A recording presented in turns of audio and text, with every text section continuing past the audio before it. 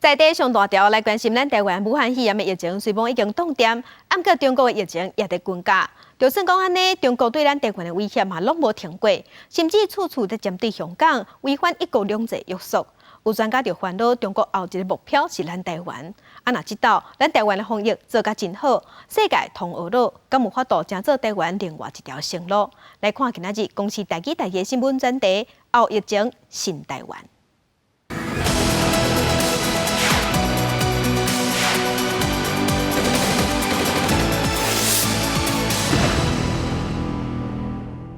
坚持和完善一国两制制度体系的重大举措，符合宪法和香港特别行政区基本法。在中国武汉肺炎疫情当好的这个时阵，全国人大通过香港版的国安法。有人讲这是中国提早甲对香港一国两制的承诺收到转去。那台湾这届在咧防疫做了真成功，在咧国际上有位阶零见度，加上台美关系继续在咧加温，再三刺激中国对台湾的敏感和警戒，也互外界怀疑台湾敢会真做是后一个香港。台湾因为这个防疫成功，所以今年特别受到国际瞩目。事实上，美国也持续在提升、加大跟台湾的军事合作跟安全的这个议题。某个程度又可能会这个让北京非常的不满跟跳脚。所以目前看起来倾向往这个冲突的这样一个螺旋上升的一个状况。算讲阿强的这个军事，无论讲是伊的迄飞机啊，是讲伊的航空母舰，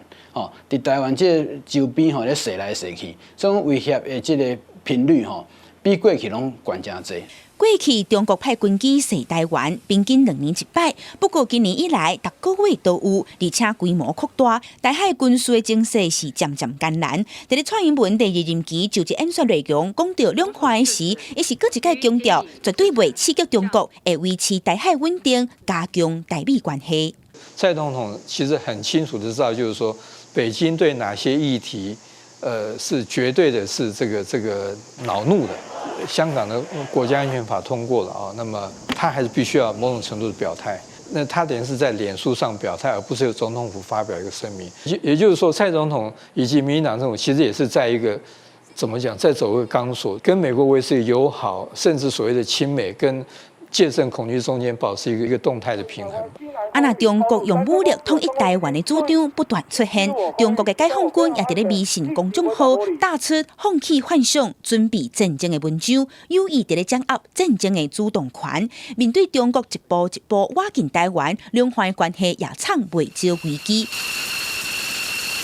学者分析，国内积极在咧发展国南国造，向美军买刺针型的防空飞弹、甲 F-16V 战机，这拢在咧争取和中国武力相当的条件。那对于解放军，不管他是要封锁台湾，或者是他的2栖的这一个舰队，或者是要